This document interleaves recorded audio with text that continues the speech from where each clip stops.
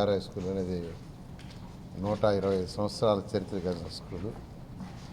ఇదే స్కూల్లో నేను చదవటం, పక్కన ఇదే కాలేజీలో చదవటం, ఇదే కాలేజీలో వచ్చేయటం.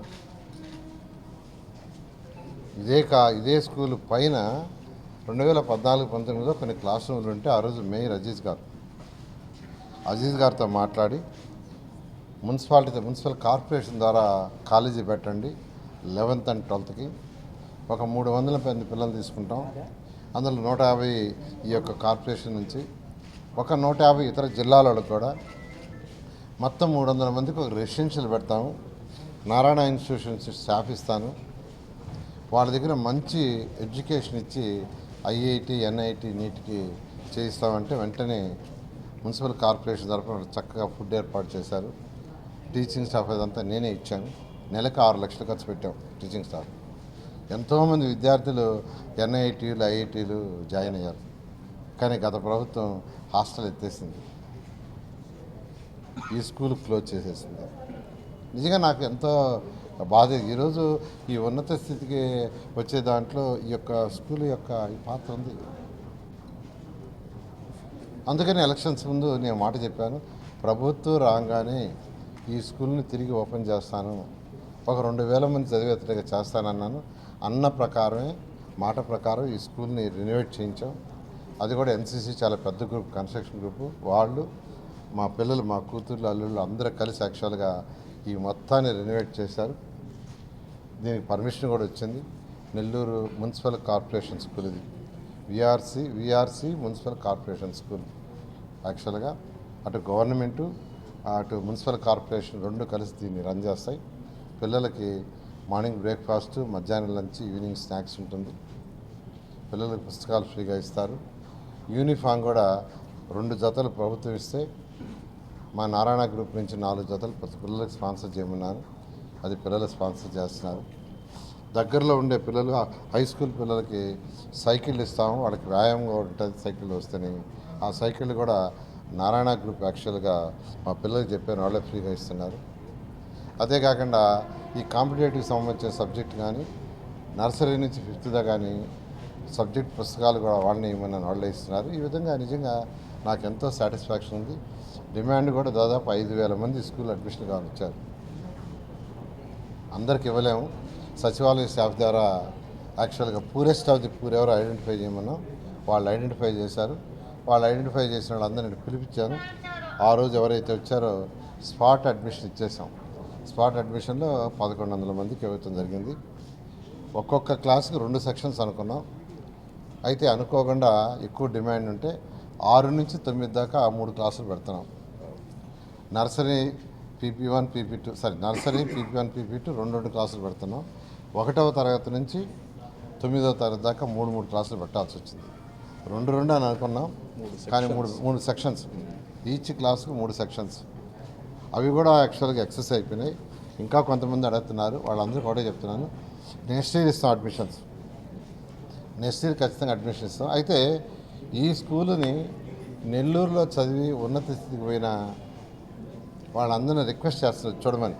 మొన్న మధ్య డిఎస్ఆర్ గారు ఇక్కడ చూశారు, డిఎస్ఆర్ కన్స్ట్రక్షన్ సుధాకర్ రెడ్డి. నేను కూడా ఒక స్కూల్ చేస్తానని మూలాపేట స్కూల్ తీసుకున్నారు. దాన్ని కూడా వాళ్ళు ఇప్పుడు డిజైన్లు తీసుకొచ్చిన అది చూపించారు. వాళ్ళు యాక్చువల్గా G+4 5 అంతస్తుల బిల్డింగ్ కట్టేటట్టుగా అక్కడ కూడా ఒక 1050 స్టూడెంట్స్ నర్సరీ నుంచి 12th దాకా. అదేవిధంగా వేమిరెడ్డి ప్రభాకర్ రెడ్డి గారు కూడా ఒక స్కూల్ సెలెక్ట్ చేసుకున్నారు. దాన్ని కూడా తొందరలో స్టార్ట్ చేస్తాం.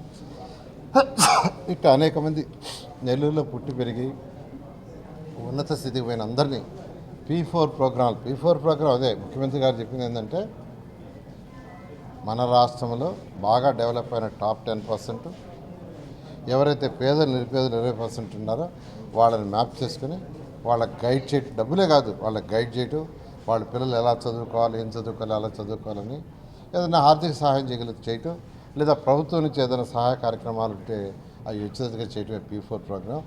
ఆ P4 ప్రోగ్రాంలోనే యాక్చువల్గా ఈ స్కూలు అటు ఎన్సీసీ వాళ్ళు కావచ్చు, మా పిల్లలు కావచ్చు, దీన్ని కలిసి చేస్తున్నారు. ఖచ్చితంగా ఈ స్కూలు రాష్ట్రంలోనే కాదు భారతదేశంలో నెంబర్ 1 స్కూల్గా ఇన్ఫ్రాస్ట్రక్చరే కాదు అకాడమిక్గా కూడా చేయడం జరుగుతుంది. ప్రభుత్వ పాఠశాలలో ఒక విప్లవం పేద బిడ్డలకు కానీ ఇంటర్నేషనల్ స్థాయిలో విద్య ఉండాలి. జీవితంలో ఎప్పుడు కానీ వాళ్ళు వెనక తిరిగి మాకు కానీ మంచి విద్య ఇచ్చుంటే మేం కానీ ఉన్నత స్థాయిలో ఉంటాము, ఆ అవకాశం మా తల్లిదండ్రులు ఇలేకపోయారు, పేదరికము, ప్రభుత్వం ఇలేకపోయింది అనే ఆలోచన ఉండకూడదు అని చెప్పి ఈ భారతదేశంలోనే ఒక గవర్నమెంట్ స్కూల్ ఇంత బాగా చేయగలుగుతామా, చేయొచ్చు అనేది మంత్రి నారాయణ గారు దీన్ని నిరూపించి చూపించారు. ఆయనకు కానీ ఇదే లైన్ ఆఫ్ యాక్టివిటీలో వ్యాపారాలు ఉన్నా ఈ స్కూల్ నారాయణ స్కూల్కే కాంపిటీషన్. ఇది ఆయన బిడ్డలు అది నడుపుతుంటే దానికి ఛాలెంజ్గా దానికన్నా బాగా చేస్తానని నారాయణ సార్ ఇది స్వయంగా తీసుకొని చేసిన ఈ స్కూల్. పేద అంటే అతి పేద బిడ్డలు, కూలి పని చేసేవాళ్ళు, పాసి పని చేసేవాళ్ళు, ఆటో డ్రైవర్లు, రైతు కూలీ బిడ్డలు, వీళ్ళందరికీ ఇటువంటి మంచి విద్య. ఒకటి, బిల్డింగులు కట్టడం ఎవరైనా కట్టొచ్చు, దీనికి డబ్బులు ఖర్చు పెడితే బిల్డింగ్ వస్తుంది, విద్య రాదు. ఇక్కడ విద్య ఇస్తున్నాం, దాంతోపాటు బిల్డింగ్ అనేది కాంప్లిమెంటరీ. అందరూ బిల్డింగ్ని చూస్తారు, బిల్డింగ్ ఎవరైనా కట్టొచ్చు, ఇంకో 50 కోట్లు పెడితే ఆకాశం అంతా బిల్డింగ్ వస్తుంది, చదువు రాదు. ఇక్కడ చదువు ఇస్తున్నారు. నారాయణ ఇన్స్టిట్యూషన్ నుంచి ఫ్యాకల్టీ గవర్నమెంట్ ఉన్న మొత్తం ఎడ్యుకేషన్ నుంచి కావాల్సిన మొత్తం సపోర్టు నారాయణ ఇన్స్టిట్యూషన్ నుంచి వస్తుంది. ఈ యొక్క స్కూల్తో అయిపోద్దా? నెల్లూరులో ఈ యొక్క స్కూల్ కట్టేస్తే అందరికీ ఈ ఫెసిలిటీ సరిపోద్దా? లేదు. దీన్ని చూపిస్తూ మన మున్సిపల్ స్కూల్స్ ఏదైతే ఉన్నాయో ఇంకో 4 స్కూల్స్ని అనేక మందిని ప్రోత్సహించి, విపిఆర్ గారిని ప్రోత్సహించి ఒక స్కూల్ని కట్టబోతున్నారు. మరి డిఎస్ఆర్ అనే వాళ్ళు ఎవరైతే ఆ హోటల్సు, వాళ్ళు పెద్ద బిల్డర్సు ఈ రాష్ట్రంలోనే దేశంలోనే, వాళ్ళని కానీ సిఎస్ఆర్ నుంచి ప్రోత్సహించి ఇంకో అద్భుతమైన బడి వాళ్ళకి ఇది చూపించిన తర్వాత మేము దీనికన్నా బాగా కడతాము అని, సో అలాగ ప్రోత్సహించడం కానీ నాయకత్వ లక్షణం. ఈరోజు నెల్లూరు ప్రజలే కాదు, ఈ రాష్ట్రం ప్రజలు మంత్రి నారాయణ గారు లాంటి వారు ఈ రాష్ట్రానికి ఉండడం మనందరి అదృష్టం. చంద్రబాబు గారి నాయకత్వంలో ఆయన ఒక ఆలోచన ఉంటే ఈయన ఎగ్జిక్యూటర్. ఈరోజు క్యాపిటల్ కాడి నుంచి ఈరోజు 24 గంటలు ఆయనతో మాట్లాడాలంటే ఎప్పుడు మేము ఉండేవాళ్ళం మాకే దొరకడు. ఫోన్లో మాట్లాడాలన్నా ఆయన సమయం లేదు, అంత కష్టపడుతున్నాడు. దేవుడు ఆయనకి ఇంకా శక్తినియాలి, ఆరోగ్యాన్ని ఇవ్వాలి.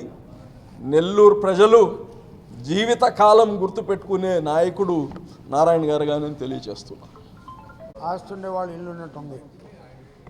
ఒక పేద విద్యార్థులు చదువుకునే స్కూల్ లాగా ఇది అనిపించట్లేదు. దట్ ఈజ్ నారాయణ గారు. ఎందుకంటే నేను చూసి 15 రోజులైంది.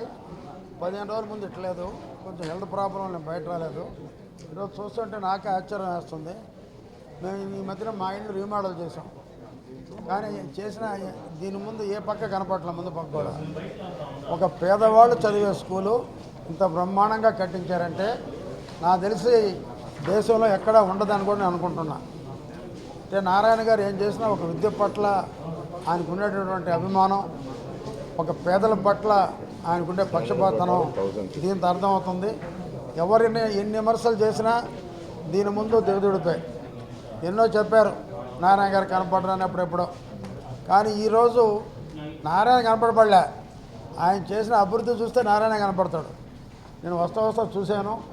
నిజంగా చెప్పాను కదా, 100 కోట్ల ఉండేవాళ్ళు ఇల్లు కూడా ఇలా ఉండదు. ఒక పేద విద్యార్థి చదివే స్కూలు ఉచితంగా భోజనం పెట్టి, సాయంత్రం స్నాక్స్ పెట్టి, బస్సు సౌకర్యం ఇచ్చి, ఒక సైకిల్ సౌకర్యం ఇచ్చి బ్రహ్మాండంగా చేస్తున్నటువంటి నారాయణ గారిని నిజంగా అభినందనీయులు. భారతదేశంలో ఇదే నెంబర్ 1 స్కూల్ అవుద్దని, ఇటువంటి ఎన్నో చేయాలని ఆయన నాయకత్వం అందరం పనిచేస్తామని కూడా తెలియజేస్తాం.